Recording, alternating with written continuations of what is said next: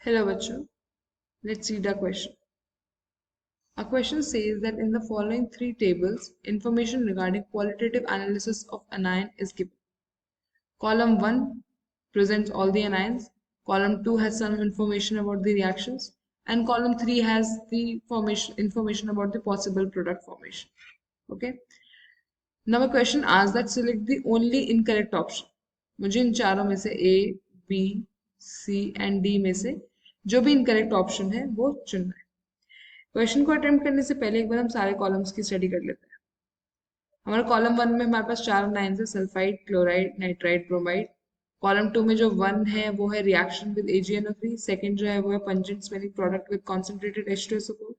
Third जो है वो form X2 with K2Cr2O7 solid plus concentrated H2SO4.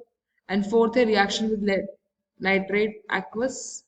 जो मेरा कॉलम 3 है उसमें जो P है that represents precipitate is obtained.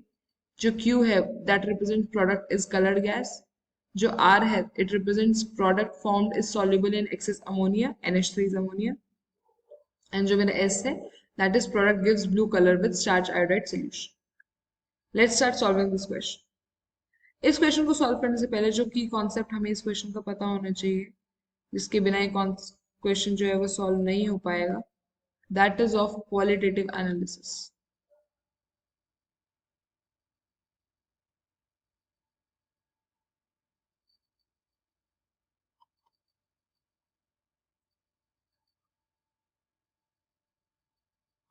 Of anions लिख सकते हैं हम, या फिर इसी को हम क्या बोलते हैं, सॉल्ट एनालिसिस.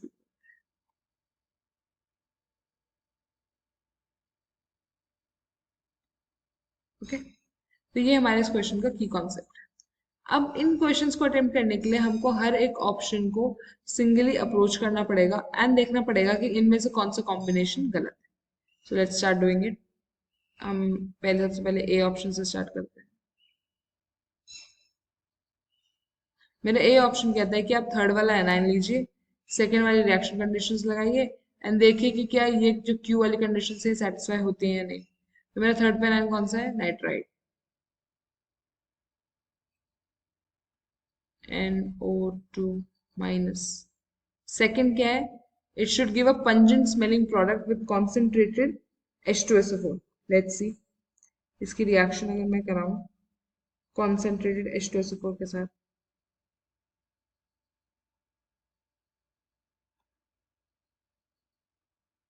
तो it gives me 2HNO2 plus SO4 minus this HNO2. यहाँ पे सोशियोमेट्री कोफिशिएंट्स लगा देते हैं. This HNO2 then again forms HNO3 plus 2NO plus H2O. Alright, now let's see then what happens. 2NO then reacts with the oxygen and gives me 2NO.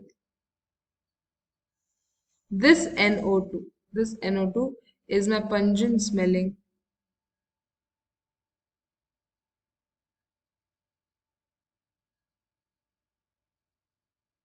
colored gas. Pungent smelling colored gas. This means कि मेरा ये वाला जो combination है ये तो ठीक है, यानी इनकरेक्ट नहीं है. ये वाला कॉम्बिनेशन अगर ठीक है तो इनकरेक्ट नहीं है. Let's move on to our B option. हमारा बी ऑप्शन कहता है कि आप फोर्थ वाला नाइन लीजिए, सेकेंड वाले कंडीशंस लगाइए एंड देखिए कि क्या है ये जो ऑप्शन है जस्टिफाई होता है या नहीं. फोर्थ वाला नाइन क्या है, ब्रोमाइड. लेट्स सी, ब्रोमाइड लेना है, इसकी रिएक्शन करानी है कॉन्सेंट्रेटेड H2SO4 के साथ, देखना है कि क्या पंजेंट स्मेलिंग प्रोडक्ट ऑब्टेन्ड होता है या नहीं, और फिर देखना है कि वो प्रोडक्ट स्टार्च आयोडाइड सॉल्यूशन के साथ कैसे रिएक्ट करता है. So let's go. अब हमारी बात चलेगी किसके बारे में, ब्रोमाइड के बारे में. ब्रोमाइड Br माइनस इसकी रिएक्शन करानी थी कॉन्सनट्रेटेड H2SO4 के साथ. This gives me HBr plus SO4 2 minus. अब जो मेरा प्रोडक्ट है वो क्या बना है, HBr बना है. इसको देखना है कि क्या स्टार्च आयोडाइड सोल्यूशन के साथ रिएक्ट करता है या नहीं. स्टार्च आयोडाइड सोल्यूशन कुछ नहीं होता, KI और स्टार्च का सोल्यूशन होता है, पोटेशियम आयोडाइड और स्टार्च का सोल्यूशन होता है. तो HBr जो मेरा पोटेशियम आयोडाइड के साथ रिएक्ट करता है, इट फॉर्म्स KBr प्लस आई. ये जो मेरी आयोडीन है रिलीज हो जाती है, जो कि देन मेरे स्टार्च के साथ रिएक्ट करके मुझे क्या देती है, ब्लू ब्लैक कलरेशन देती है.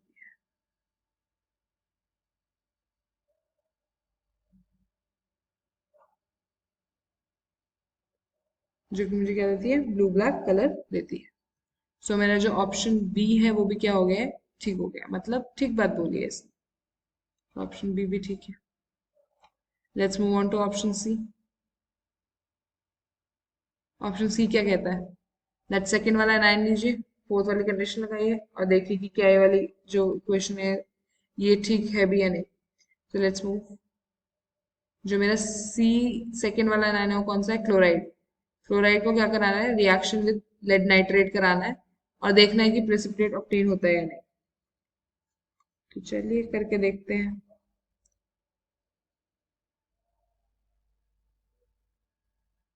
मेरे पास क्लोराइड आयन है, इसको मैंने लेड नाइट्रेट के साथ रिएक्ट करवाया.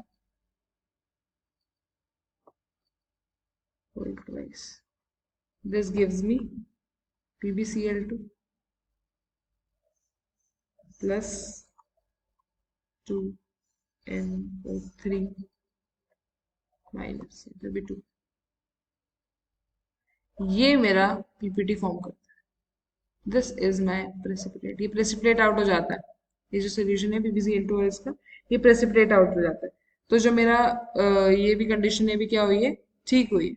यानी ये भी ऑप्शन, ये जो कॉम्बिनेशन दिया हुआ है ये सही दिया हुआ है. अभी तक कोई भी गलत कॉम्बिनेशन नहीं आया है.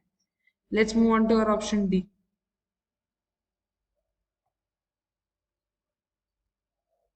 ऑप्शन डी क्या कहता है, दैट सेकंड वाला 9 लीजिए, सेकंड ही कंडीशन लगाइए और देखिए कि क्या ये वाली सिचुएशन ठीक बैठती है या नहीं.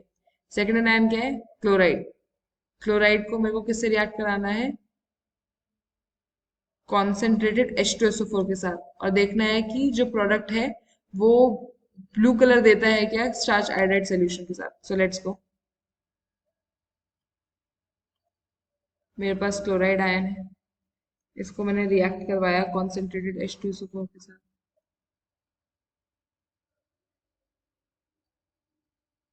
This forms HCl plus SO4 2 minus.